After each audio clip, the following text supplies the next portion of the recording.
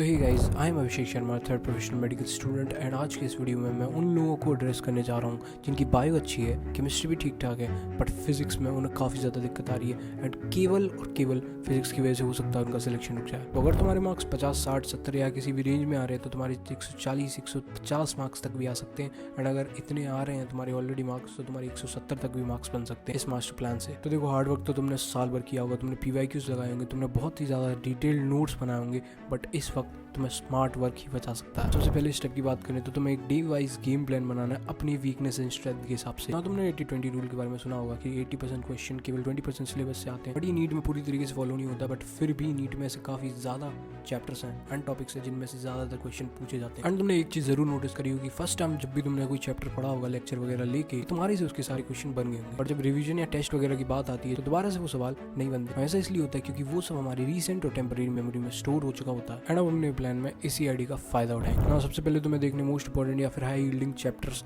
जिनमें सबसे ज्यादा क्वेश्चन बार बार पूछे गए नीट में, एंड इसी के हिसाब से तुम्हें चैप्टर्स को पढ़ना है। इसी के साथ तुम्हें कॉन्सेप्ट स्वैपिंग करनी है, यानी कि तुम्हारा अगर कोई वीक चैप्टर है तो इन सारे हाई यील्ड चैप्टर में से कोई भी चैप्टर उठाओ एंड उसको अच्छी तरीके से स्ट्रॉन्ग बना लो। एंड एक और पॉइंट की बात करें तो तुम्हें केवल वीक चैप्टर्स ही बार बार रिवाइज करने, उन्हीं के वन शॉट तुम्हें बार बार देखने, उन्हीं की फॉर्मूला शीट बनानी, उन्हीं के क्वेश्चन लगाने बार बार। जो स्ट्रॉन्ग चैप्टर्स हैं उन पर टाइम वेस्ट करने की जरूरत बिल्कुल भी नहीं है। बात करते हैं सेकंड स्टेप की, तो तुम्हें फॉर्मुलास को घोट के पी जाना है ताकि एटलीस्ट जो फॉर्मुला बेस्ड या फिर बेसिक कॉन्सेप्ट वाले सवाल हो वो तो तुमसे मिस ना हो। 1 से 2 पेज के ही तुम्हें फॉर्मुला शीट्स बनानी है जिसमें सारे तुम फॉर्मुला लिख सकते हो एक चैप्टर्स के। एंड इसमें एक चीज का तुम्हें ध्यान रखना है कि अगर तुम्हारे कॉन्सेप्ट ज्यादा स्ट्रॉन्ग नहीं है तो तुम बेसिक फॉर्मुलास को ही नोट करो एंड उनसे तुम कॉन्सेप्ट फॉर्मुले बनाना सीखो। तुम्हें कॉम्प्लेक्स फॉर्मुले ज्यादा टाइम तक याद नहीं रहेंगे। एंड अगर तुम थोड़ी बहुत भी डिसेंट हो फिजिक्स में तो तुम्हें अपनी फॉर्मुला शीट में फॉर्मुलास के डिफरेंट वेरिएशन लिखने, एटलीस्ट 2 to 3 वेरिएशन लिखने एक फॉर्मुले के। बिलीव मी कि एक वन शॉट देखने फॉर्मुला शीट बनाने के बाद भी तुम्हारा आधा काम भी कंप्लीट नहीं होता है। इसीलिए तुम्हें करनी है टाइम बाउंड PYQ की प्रैक्टिस। PYQs तुम कितने भी पुराने लगा सकते हो डिपेंडिंग कि वो चैप्टर कितना इंपॉर्टेंट है,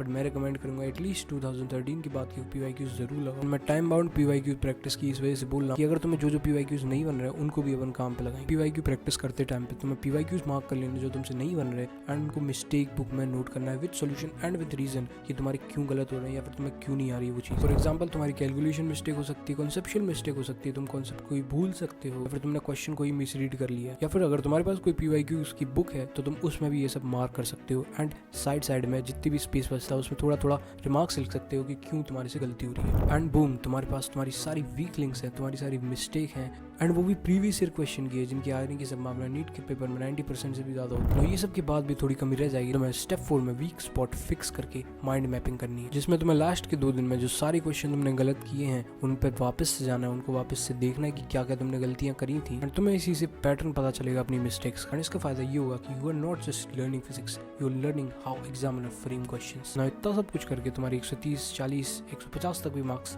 बन सकते हैं। ना तुम्हें अगर एक लेवल और जाना है तो इस 5वें स्टेप को भूल कर भी मिस मत करना। तो इसमें तुम्हें किसी भी कोचिंग इंस्टीट्यूट के मॉक टेस्ट उठा लें, एटलीस्ट 5 मॉक टेस्ट एंड उनके केवल फिजिक्स सेक्शन सॉल्व करने। इसमें तुम्हें हो सकता है 2 दिन लग जाए, लेकिन केवल फिजिक्स सॉल्व करने के बाद तुम्हें हैवी एनालिसिस भी करना है उनका एंड साथ में जो क्वेश्चन तुमसे गलत हो रहा है उसको अपनी PYQ वाली मिस्टेक बुक में ऐड कर देना। एंड नाउ तुम्हारे पास अल्टीमेट ब्रह्मास्त्र है कि तुम्हारे पास वो प्रीवियस ईयर क्वेश्चन है जो तुम्हारे गलत हो रहे हैं एंड इसके साथ साथ जो कोचिंग वाले मॉक टेस्ट में क्वेश्चन देते हैं उससे तुम्हें रीसेंट क्वेश्चन के ट्रेंड्स का भी अंदाजा लग जाएगा एंड इस सभी के एनालिसिस से तुम्हें वीक टॉपिक्स का भी पता चलेगा कि तुम्हारे कौन कौन से वीक टॉपिक्स हैं एंड अगर वो हाई यील्ड है तो तुम्हें नीट एग्जाम से पहले लास्ट के हफ्ते में बस उन्हीं को रिवाइज करना है and this is how you will make sure कि एटलीस्ट फिजिक्स की वजह से तो तुम्हारा सिलेक्शन नहीं रुकेगा।